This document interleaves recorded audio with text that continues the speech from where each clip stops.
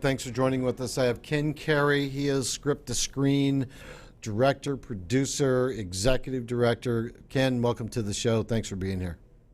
Thank you, Michael. How are you today? I'm good.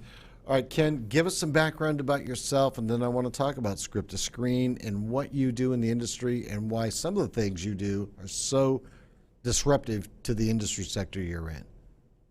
Oh, okay. So a little bit about myself. I was in television sports at ABC Sports for a few years, and I decided that that's not what my path was going to be. I was a director, and I just kind of after believe it or not, after Super Bowls and World Series, it's just another game. So I figured that wasn't my path. I wanted to be in business for myself. So got into direct response by accident because we created our own product. And through that process, we were not successful at the very get-go. And then we eventually got successful. And then all of a sudden, people started asking us to do commercials for them and their products. And then that was 30 years ago, and several $billion later. And we've had some success with it. And so basically, I am a producer, director, executive producer, and kind of a D2C strategist for our clients. Give me the down and dirty, that, if you will, about the multi-channel marketing and the specific processes you go through.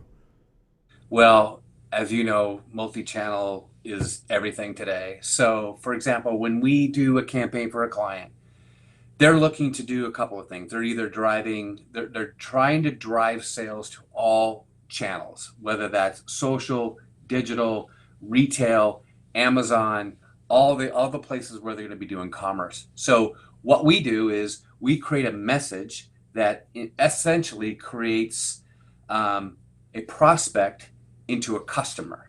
And we do that in multiple channels and multiple lengths.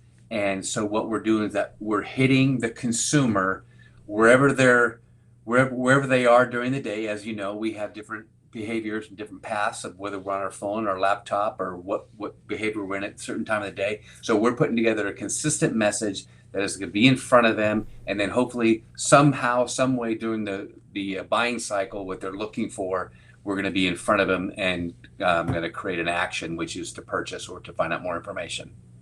Now, in your field, you don't just create the message, you also craft the delivery person with that message, that it pairs up and it really makes the impact. Give us an idea of some of the types of people that you work with, or some of the people that you've worked with, to drive that message home.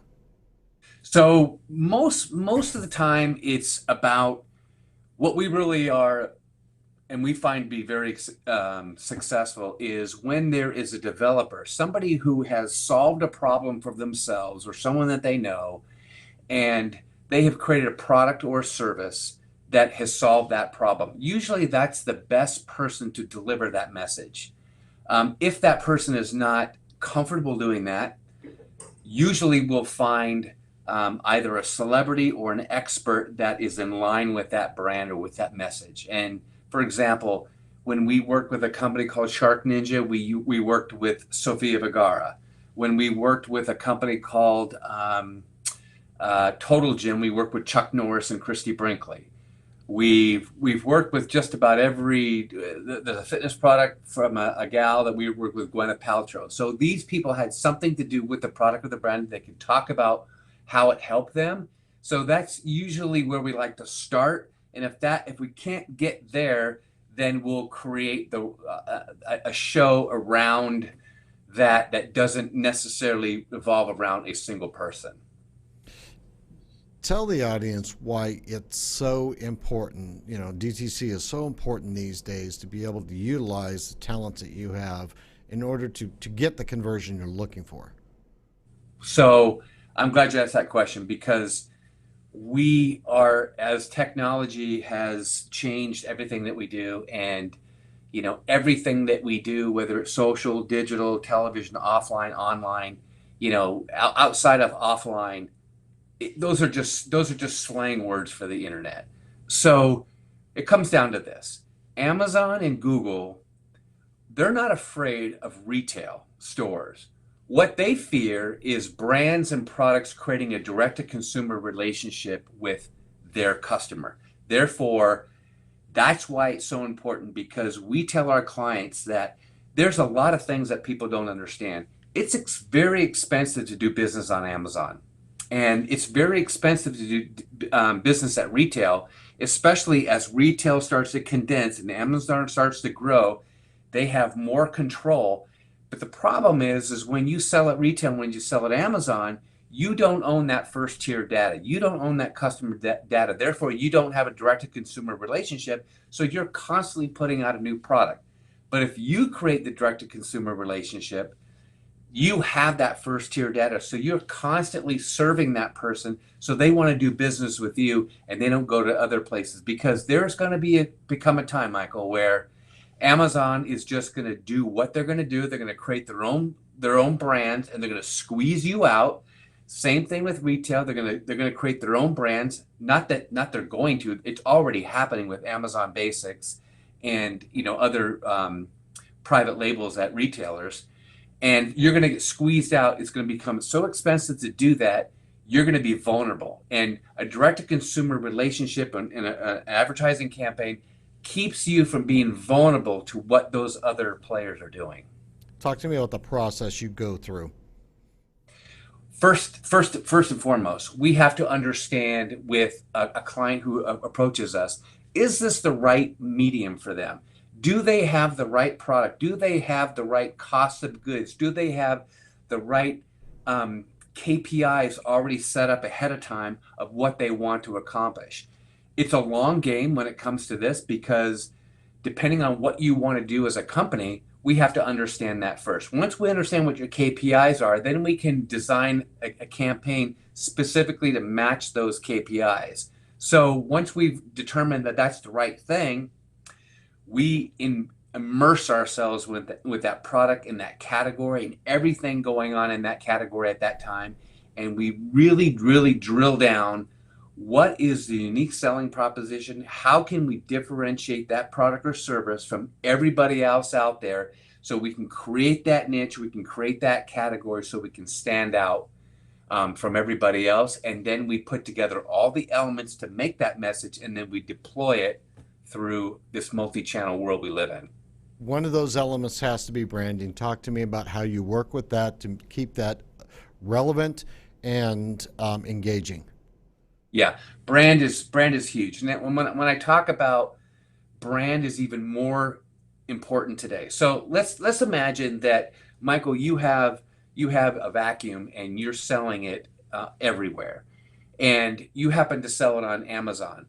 Well, if you just put in vacuum in Amazon, they're going to serve you up whoever's paying for that highest point. But if you said, Michael Yorba's vacuum, you've won. So you have to brand whatever your product or service is, so people understand that they want your specific product in that category. So your message has to be about that brand, that whole customer experience, everything, and then all the unique benefits that make that product unique to what else is out there. So people are driven to your brand because you've told a great story about it. You've put together a great offer for them, and then wherever they go, they're searching for your specific product. Therefore, you win and everybody else gets put to the side. So branding is really, really important. But now in direct to consumer, you can actually sell and brand at the same time and let your media dollars work harder for you. And that's really what it comes down to.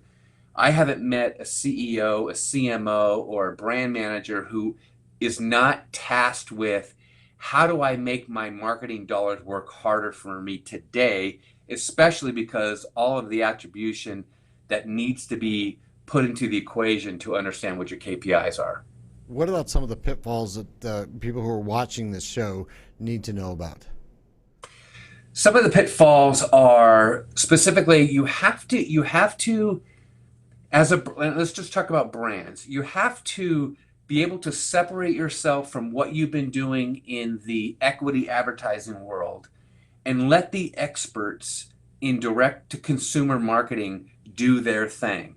Because what happens is brands specifically, they want to do what they've been doing in other ways of advertising, and it's just not the same thing. We're doing something different. We're trying to get a transaction to happen right then and there versus brand lift or point of sale data later on down the line. We're talking about getting sales right away. So the pitfalls are that you don't want to be specific. What they don't want to do is they don't want to sell. And that's a pitfall that happens. They don't want to sell. And I say, well, if your KPIs are this, we have to sell. And brands get a little concerned about maybe it becoming a little bit off brand. And that's just a myth. Now, are there some things that get done that I'm going to say schlocky? Yes. It's not what we do. It's not what has to get done. It just happens to happen in other places, but you can't put everybody in that same fishbowl because, like I said, we've worked with the biggest brands in the world, from Keurigs to the major advertisers, and they're not going to let their brand get tainted by some direct response message or a direct to consumer message. So the pitfall is let the experts do what they do and don't try to drive what they're doing. Make sure you're all working together in the same direction. Well put. Ken, thanks for being a guest on today's show. Appreciate it. All right. Thank you, Michael. Appreciate it. And don't go away. I've got some introductions I want to make to you right after the show, okay? Yep. All right, you've been watching CEO Money with Michael Yorba. Thanks for joining with us. Like us on Facebook, follow us on Twitter, and subscribe to our YouTube channel.